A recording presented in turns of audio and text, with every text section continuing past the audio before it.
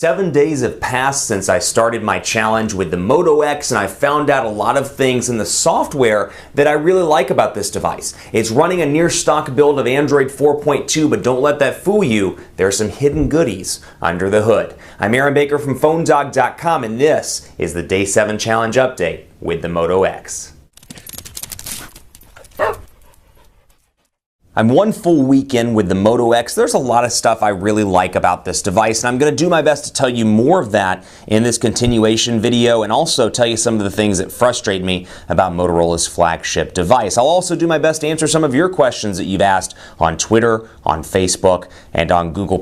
If you'd like to do so throughout the duration of the challenge, please do. I'm on Twitter at PhoneDog_Aaron. I'm on Facebook at Facebook.com/HiAaronBaker. But I want to point out some of the software stuff here, because under the hood, this is running Android 4.2 Jelly Bean, and it looks pretty stock at first glance, but Motorola's integrated some nice things here, and keep in mind that this is Motorola's chance to shine with Google. So yes, it's a pretty stock build of Android 4.2. That said, there's a lot to like. In Motorola Assist, for example, and I talked about this a little bit in part 3, or day 3 I should say, but with day 7 I have more of an understanding of how all of this works, because keep in mind I'm using this much like I didn't get any advanced time with this device. I'm using it as a 30-day challenge and kind of telling you what I find out throughout the coming days. So driving, meeting, and then I talked about this last time, sleeping as well. Really enjoy this because driving, it detects how quickly I'm driving, and you can see all this in the settings as well. It measures my speed. With meeting, it checks my calendar for events and silences that during meetings. And then sleeping, of course, silences during the hours you normally sleep for undisturbed rest. I love undisturbed rest. I bet you like undisturbed rest too,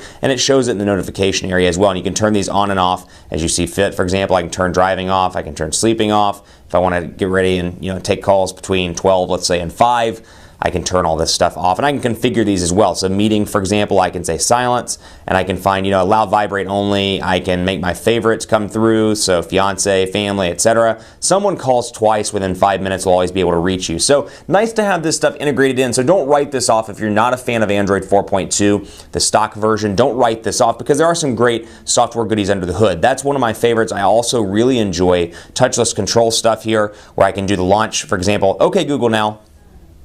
What's the weather like in Dallas this week?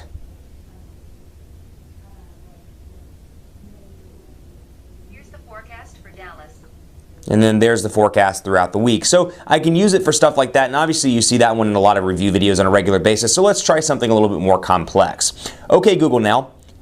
Text message 555-1234. How are you today? And I think it okay, so got the message, but did not catch the how are you today. So edit message, and I can say this as well. I can go to, okay, Google now, help me. And you'll see a list of things that you can do. Make phone calls. I can say get directions. I can send messages. I can set reminders. I can ask questions. I can schedule meetings, all that stuff, all from Google Now. So there's a little bit more usability, if you will, with Google Now as a result of the OK Google Now thing. So, and it kicked right in. I was kind of hoping it would do that when I said that. That's pretty cool. But I like this as well. The overall functionality, the ergonomics of this device are great. Now to answer some questions you've had on Twitter. One of the questions I get pretty commonly, how's the battery life on this thing? OK Google Now, how's your battery life?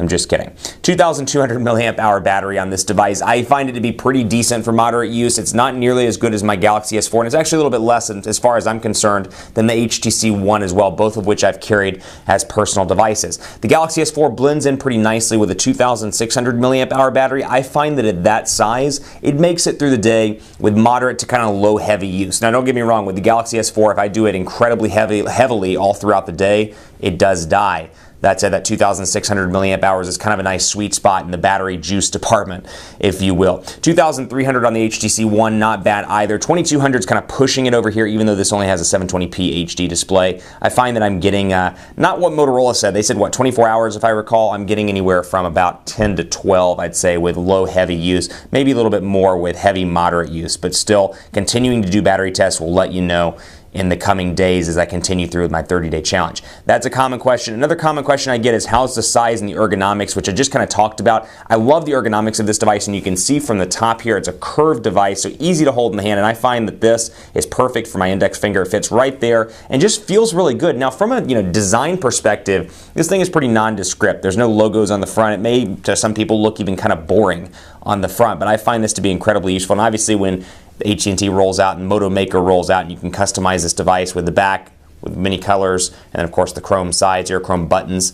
That'll be an added goodie or added benefit, but still, even in the white version, I find this to be incredibly good looking. It fits well in the hand. 4.7 is a nice sweet spot for a lot of people. The travel here is still decent and more. So overall, really enjoying this device. So I talked a lot about the software stuff that I like a lot in this unit. Next time, I'm going to talk about some of the things I think need improvement in the Moto X. In the meantime, hit me up on Twitter with your questions, phonedog_Aaron on Facebook as well, facebook.com/HiAaronBaker. Thanks for watching. Stay tuned for the next update in the Moto X 30-Day Challenge.